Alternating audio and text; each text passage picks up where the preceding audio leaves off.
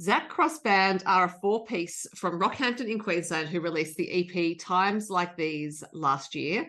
They have an album in the works, and from it comes the new single Too Far Gone, and Zac Cross himself is here to talk about it. Hi, Zac. Hey, how are you?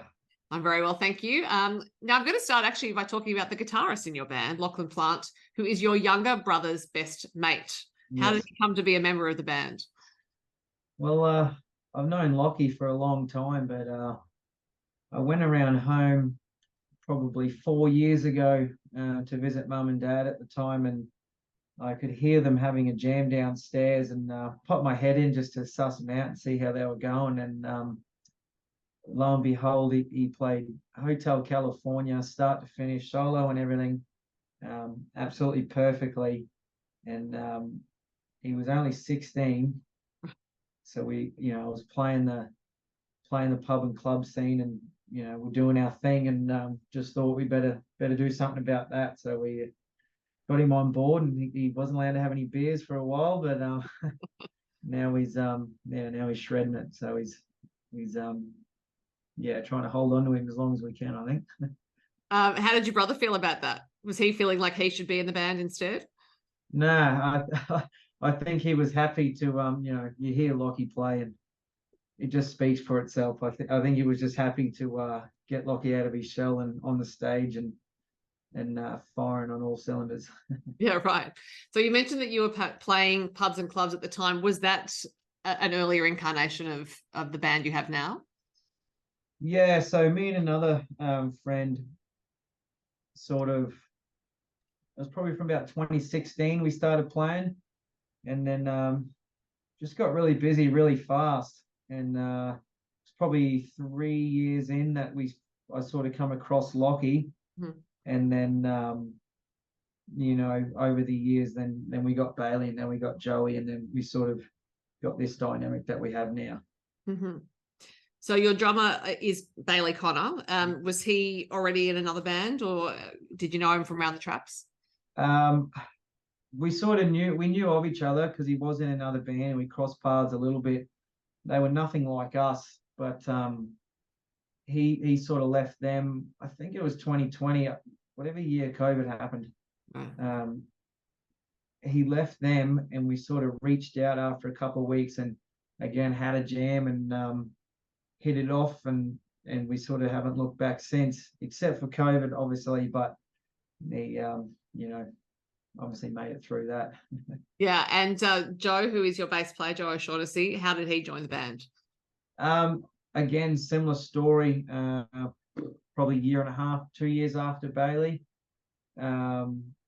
We sort of had bass players in and out filling gaps, and Joey sort of come on the scene, and we had a jam with him again and had a few beers, and then haven't looked back since. He's been with us, and we sort of got the whole dynamic now. So I wouldn't really want to play with anyone else, but it took a while to get there, but we're here. I mean, given that you sing and play guitar and write songs, I suppose being a solo artist could have been an option, but what makes being in a band right for you? I don't like playing by myself, to be honest. That makes it easy. But used to do that whole acoustic thing and go around and play, everywhere you can. But it's probably been 3 years as a band. And it's just so much funner. It sounds better. The atmosphere is better. The people enjoy it more. It's night and day, really. I wouldn't have it any other way. Now, from what I understand, Bailey is the one who wrote the lyrics to your new single Too Far Gone, or at least started off the lyric process. What is the song about? He was sort of sending me lyrics over about a 3 or 4 week period, just bombarding me with them, and over time sort of to get the picture of what he was trying to put down. And we've all felt similar feelings to that at one time or another in our life. So we I sort of smacked it out in about 20 minutes, sort of grabbed his ideas and a few of the lines, and then just kind of rewrote it to the way that I thought it should flow or sound. And it's just that typical, not heartbreak, but more nostalgic throwback, maybe the one that got away. And for whatever reason, she's floating through your mind again. I think we've all felt like that at some point. So come together pretty quickly. Yeah. Are most of your songs written collaboratively, or do you tend to do them on your own? No, none. I've wrote all of them, written all of them, except for this one with Bailey, and it just so happens to be the first, I guess, real single that we've put out. It's gone well, so I'm sure he's happy, but might put some pressure on me for the next ones. But generally, I've always wrote them myself. They're all, especially the ones to follow, are really about my life or experiences or things that have happened. So there's, I don't know, I guess a lot of authenticity, but it's also a little bit scary, I guess, for the ones to follow when it's literally your life on paper and everyone gets to hear it. So we'll see. So when did you start songwriting? I've probably written songs my whole life. 10 or 11 or that, I probably started knocking them out. They were definitely shocking. But probably seriously 4 or 5 years ago, maybe, I started really trying to dive into it. And I even think from the EP that we put out last year to the songs that we've done now, I do think the songwriting is a lot better.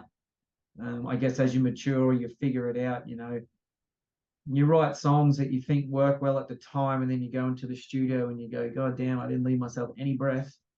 Right. So there's a lot to take on board, I guess, experience-wise once you do it. But yeah, I probably also don't write as much as other people. I don't write 100 songs and then pick the top 10. I'll just get the ideas for a song, or knock it out, the different parts of it over time, and then when I'm in the zone, they'll just come together in 20 minutes, sort of thing. But yeah, right. I think that comes down to time too. It's always always busy. So when you're creative, you got to tap into it, I guess. Yeah. And you mentioned the songwriting changing a bit from the EP till now that you've developed your skills. The sound is a bit different as well from the EP to this song. Now, obviously, I haven't heard the rest of the album, so I don't know if that sound is throughout the album. But there was definitely more of a harder rock sound on that EP. There's definitely more of that to follow, but it's probably done in a different way. I feel like, the EP, the first songs that you really make, you try and find your sound, I guess. And we tried a few different, I guess on the EP collectively, they all had a sound still, but sort of dabbled in different ways between those 5 songs. And I think by the end of it, we found our sound. And I think we knew it going into it. Like No Tomorrow, obviously, on that EP is the heaviest song. And when we were recording it, I said to our producer, Jared, I said, oh man, are you sure? Like, it's pretty heavy. People are going to like this sort of thing. Like, this is our favorite song, but are people going to like that? And he goes, no, man, it's going to be fine. Trust me. And that's the one that got on the, on Fresh Country, on Spotify and all that, without any help, really. So I guess after that, we took a lot of confidence away and went, let's just trust ourselves, because we like our sound, and especially playing live too. We have obviously an extensive live background, so we take that into the studio, and I guess we end up with a heavier, rocky country sound, I guess. Now, you mentioned Jared, and that is Jared Adlam, your producer, who has worked with Adam Brand, Matt Cornell, and a host of other people. What made Jared the right producer for you?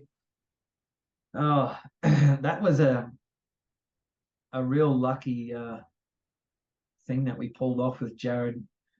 I actually, the quick, long-winded version of this is I had a fella come into work and ask me if I know Mick Lindsay. I'm sure who you know of. And said, yeah, I know who you're talking about. He said, well, I'm friends with him. I'll put you onto him and see if he can't help you out. And the long story short, spoke to Mick, and he sent me through all these different producers and blah blah to work with, and I picked who I thought was the best fit for us, which was Gavin Carfoot, and spoke to him, and he goes, "Nah, I think you're going to be better suited to another producer that I know, Jared Adlam." Mm-hmm. And he was very busy at the time, and blah blah, and then gave him a call, sent him the demos through, and I think we went down a couple of weeks later and knocked it out. And I'm really happy with how we're going, and we have all like I said, the rest of the songs for this album are done with him. And I think we found our sound, and I think he's a big part of helping us find that too, because as you know, every time you make a song, you can go down different avenues and different paths, but he seems to just siphon it and just kind of help us tap into what we're trying to find. So when you recorded all those songs for the album, did you have a sense of what would be the singles, or is it only, once they were recorded, you thought, okay, let's look at everything and choose? No, I knew going into it what I thought the singles would be in my head. Having said that, some of it's changed once we've recorded them. I think certain songs have come out better than expected, or surprised us a little bit. So, there's a few of them there that we knew that were on the money, but there's another couple that have jumped up, and and especially for radio too. We can't go and release the heaviest songs for radio. So yeah, definitely had that in mind as well. Were there any that changed quite a bit from the time you wrote them, basically, and your idea of what they might be to the finished product? They probably do, most of them. Not all of them are such a large change, but they all do change because, between myself and the other three boys, we all have a really broad range of influences. Mm-hmm. And I'll have an idea for the song, or I'll have it nutted out. I'll have the progression, I'll have the structure, I'll have the melodies somewhat in place, and I'll bring it to them. And by the time we finish jamming it out, it's different. and it's usually better. Right. Sometimes we have to wind back a bit, and we go, hey, let's, we're not playing live. Mm-hmm. Yeah, right. But no, for the most part, we're pretty close on the money, but every time I give it to them, it always it has a new flavor to it. But I guess given that you do play live quite a bit, you might wish to try recording live, because that is an option. I think we'll probably do a few live acoustic sessions next year when we go back down and see Jared. I think we're going to try and do. I'm not sure which songs yet, but they'll probably still be the ones off this album. Mm-hmm. Whether they are already released or not is another thing, but I think we'll try and do that and just try and, I don't know, tap in and try something new. Yeah. So you mentioned that all four of you have different influences, musical influences. What are your particular influences, or which artists influence you the most? Well, I grew up on Lee Kernaghan, being Aussie, and Keith Urban. Garth Brooks, definitely my all-time favorite. No disputing that. But then there's also the rocky influence. Probably Green Day probably changed my life, and probably would have been 10 or 11.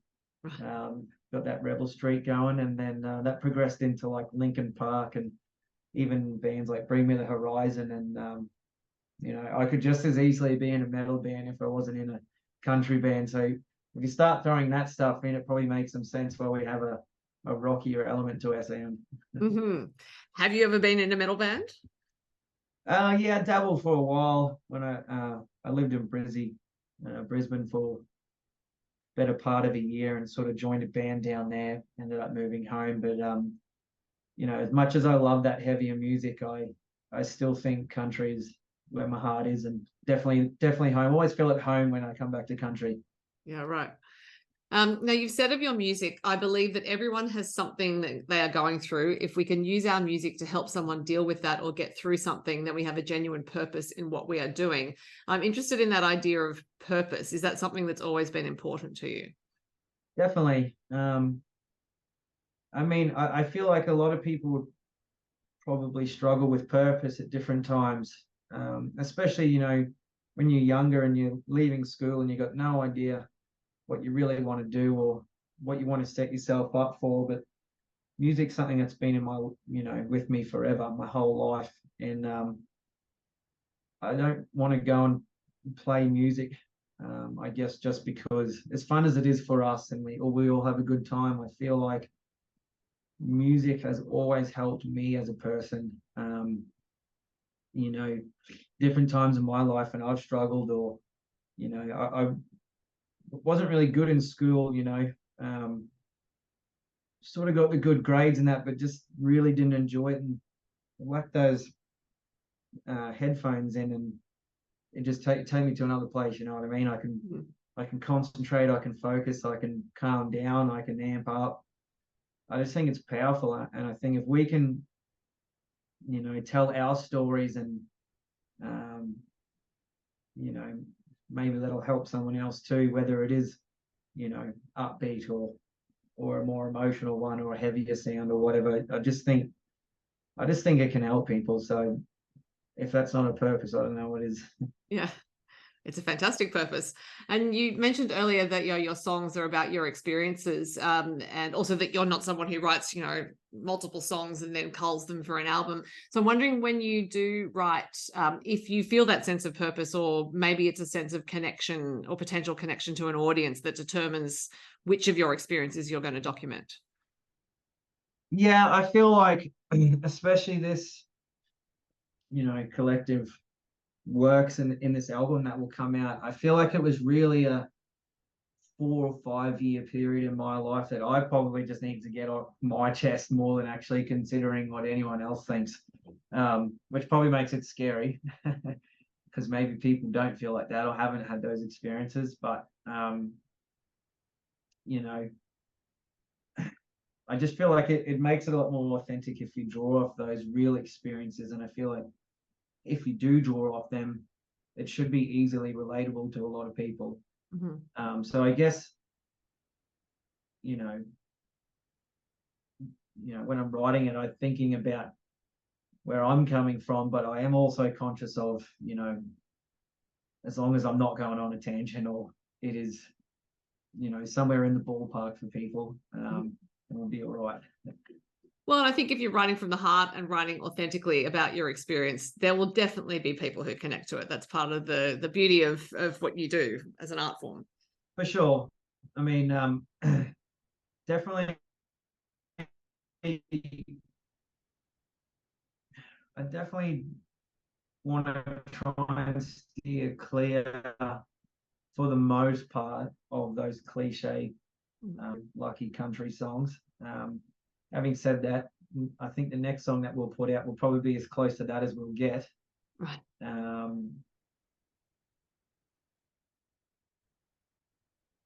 But it does make it hard too, because you don't want every song to be or have heavy. And so Yeah, sure.